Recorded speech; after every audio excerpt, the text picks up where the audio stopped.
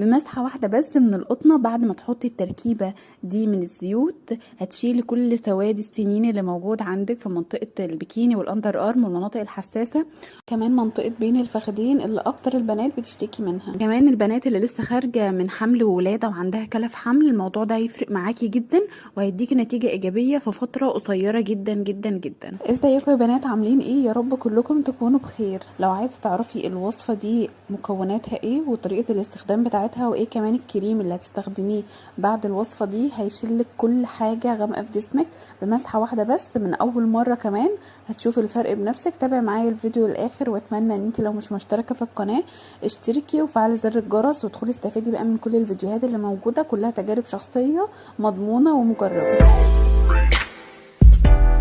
مبدئيا كده كنت حابه اشكر كل البنات اللي بتدعمني وبتشجعني ودايما بتكتب لي تعليقات حلوه، وكمان البنات اللي بتضغط لايك تحت الفيديو من غير ما تكتب حتى تعليقات. بجد كل حاجه بتعملوها بتفرق معايا وبتشجعني جدا، وبتشجعني كمان ان انا انزل لكم اي تجربه بتكون نتيجتها ايجابيه عشان تفرق معاكم زي ما فرقت معايا.